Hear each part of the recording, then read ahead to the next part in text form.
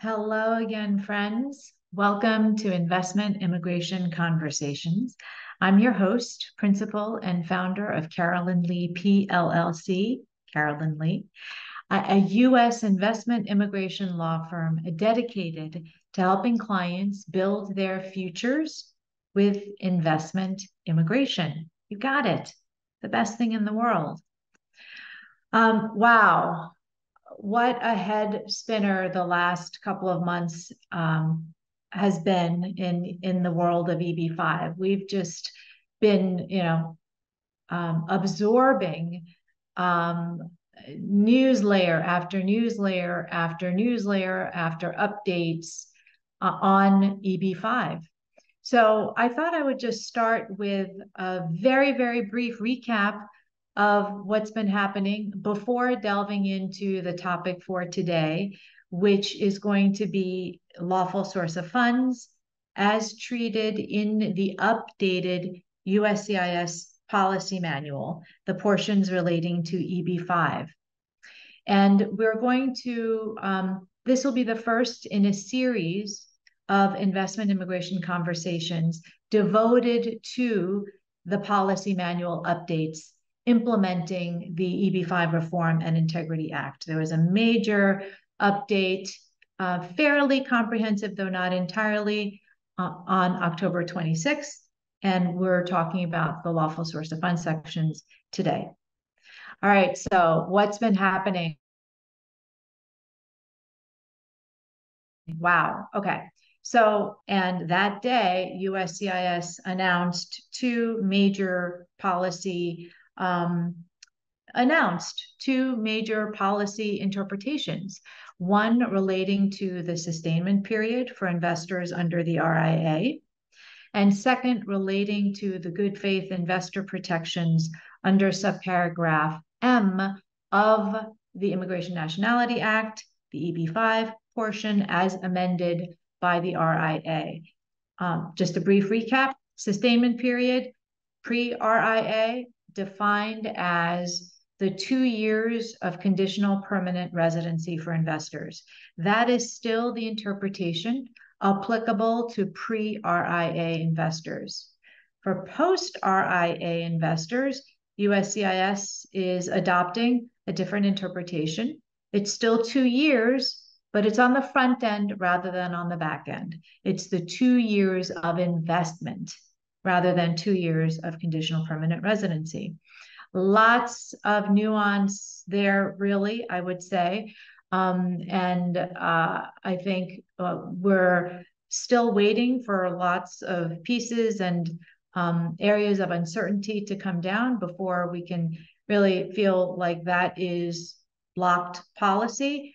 But more on that. There's a lot of conversation, of course, in the entire EB-5 ecosystem, and that will continue. And we may do a special broadcast specifically on the sustainment period in the future. So that's the October 11. The second piece of that, I should say really briefly, relates to the good faith investor protections. So as I've mentioned a number of times, we now have a whole area of the RIA, of EB-5 law, devoted to investors who are associated with terminated regional centers and debarred new commercial enterprises. And for qualifying investors, the remedies are very generous, including retention of priority dates, protection of children from age out, protection from material change findings, extension of deadlines, the ability to use other capital to satisfy job creation requirements, and more. The service in the October 11 announcement indicated that these expansive protections of good faith investors would be extended to both pre-RIA investors and post-RIA investors, removing a question there. So that is really, really great news. And so we'll certainly be talking about that in webcasts to come. So stay tuned for that. Policy manual update, October 26th. This was announced by email. And when you go to the policy manual online now, one can see that it is completely restructured. So volume 6, part G, that's where the section on investors lives. And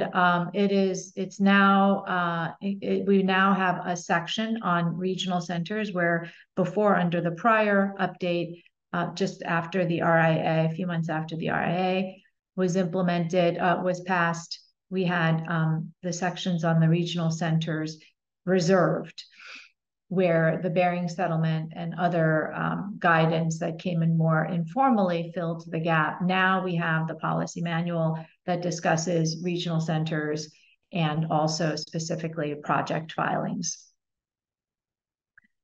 Ombudsman meeting on October 30th, hosted by the Ombudsman. We had a meeting, public meeting, stakeholder meeting, also with the IPO, where the Ombudsman was sort of taking the role of asking the questions to IPO, and the IPO responded.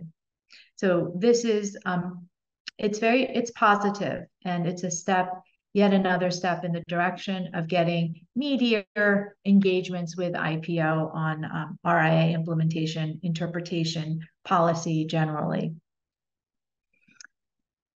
I-956G season is upon us.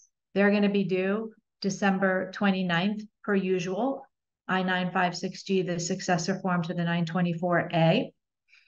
We know that for fiscal 2023, they are due this year, December 29, 2023.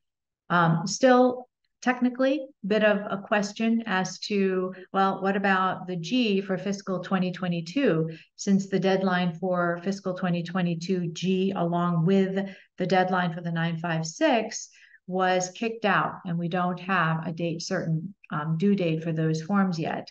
So, but we know that fiscal 2023 956G for regional centers is due December 29 of this year. We also know that the integrity fees must be paid by all regional centers, and the integrity fee deadline was October 1, 2023 for the fiscal year we're in right now, fiscal 2024. And under the RIA, there's a 30-day grace period, if you will, where regional centers can still pay late and not suffer any penalties or consequence of that.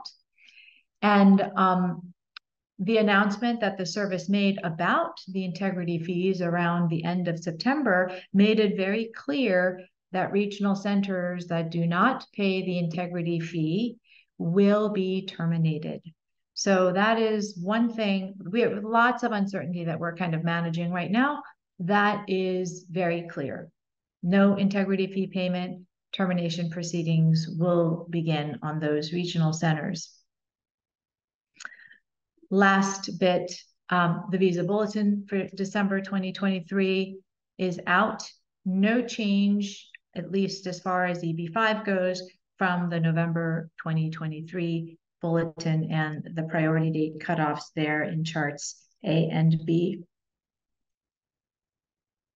Cool. Let's go on to what we're talking about today. USCIS policy manual updates of October 26th. And today, lawful source of funds. Lawful source of funds. It almost seems like there's always a ton to say. And also just a couple of key principles that I've always talked about whenever I'm teaching or speaking about lawful source of funds. So I'll start with what I think are those sort of core, very simple principles that I think hold true today under the RIA and with the policy manual updates. The simple principles are, logic is one's friend in talking about and in documenting lawful source of funds. We don't have pages and pages and pages of law and regulations and policy guidance on this. The standard, the law, is that the source of funds for the EB-5 investment must be lawful. And if they're not from lawful sources, they're not capital. They don't meet the definition of capital. So it has to be lawfully sourced. And so that's a very important and a very broad concept in a way. And so that can be filled by many, many, many different scenarios and types and combinations of funds. And particularly today more than ever, because now we're putting together and accounting for at least 800,000, where not too long ago it was only 500,000. So it's about, what are the facts, and how do the facts all work together in concert and flow down to the investment, to the EB-5 investment. That's essentially what we're trying to do here. We're writing and we're documenting this narrative, these historical facts. And that's what we call it. We call it a narrative in our office because that's the communication. It's the set of facts that we're presenting in a coherent, cohesive way, backed up by evidence in key places along the way. So it's very logical like that. And the questions that arise in your mind as you're thinking about your source of funds and the documents that you're collecting and thinking about, and reaching back into your files to pull down. It's just that. It's this sort of logical, well, what is this? Where is it coming from? And what are the documents that I've got to account for that? Okay. And the second principle I would say is that if it's good, it's good. If it's not good, it's not good. And what I mean by that is we're talking about facts. And so there's really no end to how much detail we can go into. We could, as novelists have shown us, we can write 1,000 pages about a moment. So we're not going to do that. That's where judgment comes in. So we're going to present the facts in a way that makes sense and that pull together and are backed up with the evidence. And so sometimes in the course of this exercise, we'll get questions, and there'll be questions that we anticipate. We know, okay, we're probably going to be asked about this because those are the questions on our minds. And the documents are what we have. And so a reasonably minded examiner may have further questions about it. Okay. And then there are also instances where we might get questions where we don't anticipate, where the answers might even be there in the record, or not. And in either case, if the facts are good, the response is there, whether it's in the form of additional explanation or additional documents or pointing to where they are, or digging them out. The answers or an explanation of unavailability. The answers are there. And so those are scenarios where the biggest worry is, they're not there, the facts are still good. Can we persuade the reasonable reviewer that the gap or if a point of fact is not as robust as we would like to document it, can we otherwise persuade that, in the totality of this narrative and the other evidence around it, that we're still over the hurdle, of preponderance of the evidence in establishing the lawful source of funds. Okay. So sometimes there are these moments where just like, I hope we get there, but this is the issue, it's a little thinner than we would like it, but the facts are there in terms of unquestionably lawful source of funds.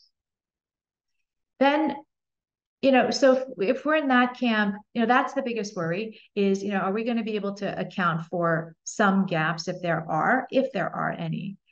And that's the vast majority, right? If, that's just like almost the entire universe. And then, there is the tiny universe of cases where shouldn't be filed. It's not good. Don't.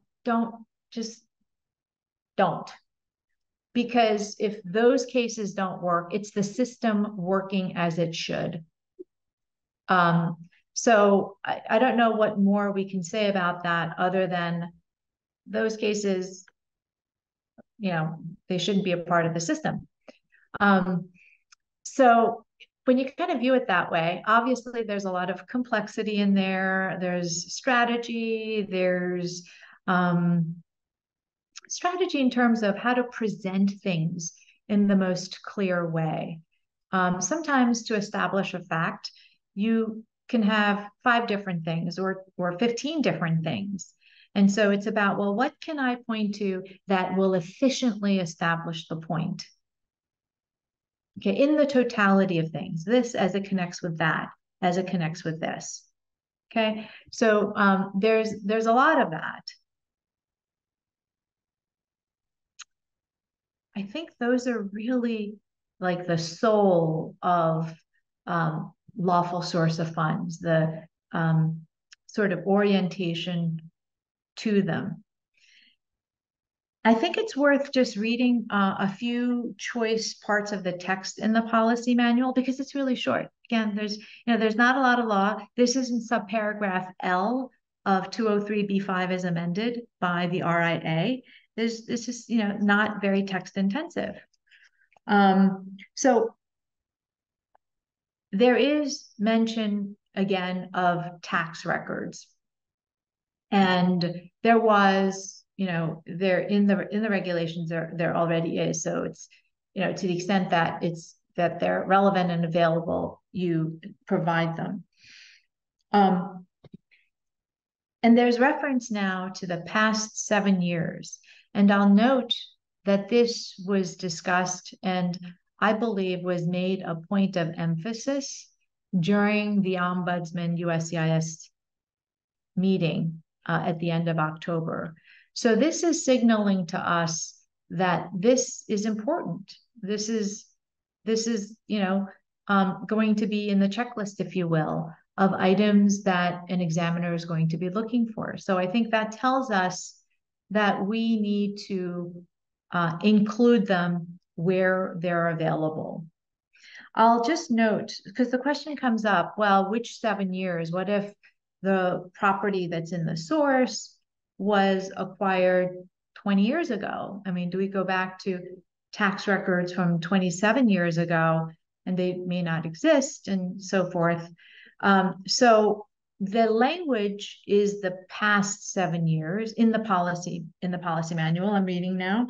And in the policy manual, parentheses, or another period to be determined by the secretary to ensure that the investment is obtained from lawful source of funds. So what that's saying is that it's a little bit of an open door. It could be another period of time. And so, I think, again, here, I want to say that if we rely on logic and what is available, that we should be okay at the end of the day. But this is an area where I think we do, that it is an area of concern in terms of adjudication and just the length of time for a case to see adjudications or an RFE or an approval. And so what we don't want to see is a pattern of facts in describing lawful source of funds that has worked, and then, one day it may not work. So, and this we've seen with indebtedness. That's sort of the key example of where cash capital invested, where the source is, let's say, a mortgage loan, a loan secured by security interest in real property that maybe the investor herself did not own or co-owned with others. And the loan proceeds were used as cash capital contribution for the EB-5 investment. Worked, many cases. And the service found, without advance announcement of any sort in the course of adjudication, that was impermissible indebtedness, which is an entirely different kind of capital than cash, which is what it was. And eventually the case was litigated and the service's interpretation reversed. So that is really the concern, is something unexpected would crop up in the course of adjudication, and jeopardize the approvability of these cases in a way that was not expected, could not be anticipated at the outset. So that's the real concern here. Is it something like this? Is there, could we get an unexpected interpretation or some view on a pattern that we won't know about until potentially years down the road? Now that would be unwelcome. So keeping our fingers crossed against those instances in the future. What else? The service also talked about in the ombudsman call, and we're not going to go too much into this, but just to say the earned income records are naturally going to be pretty important. And this is something that we talk about in our office a lot, because fundamentally, regardless of whether it's the sale of a house or a mortgage, or, it's eventually, when you look back, somebody earned the funds to buy that asset. And so it does come to earned income. And then after that sort of basic principle, we sort of fans out into myriad permutations of the facts and what documents are best able to present the facts in the clearest way. So I think the takeaway point probably here is it's important to know that, to keep that in mind, that the earned income needs to be accounted for, needs to be explained, discussed, even if it's, even if it's very far back in time, for example, and there just are simply limited records. We've had, cases where we've had grandparents, completely different time, and and those kinds of cases can be difficult. But knowing that that earned income is a focus of adjudication is important to know. Some new things under the RIA: the identity of persons transferring capital into the United States. That's got to be explicitly in the record. And by the language, it's also in the policy manual, and I'll read it. The identity of all persons who transfer into the United States on behalf of the investor any funds that are used to meet the capital investment requirement.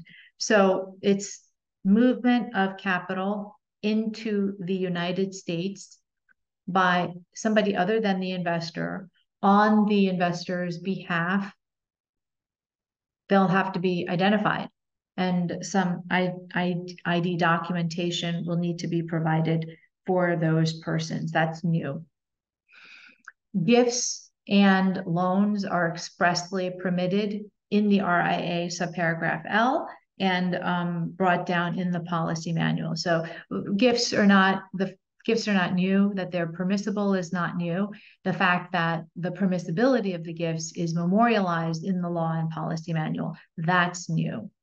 And there's also the idea, also not new, but newly memorialized, that that it's got to be bona fide. These gifts have to be bona fide, not there to circumvent any laws, any requirements.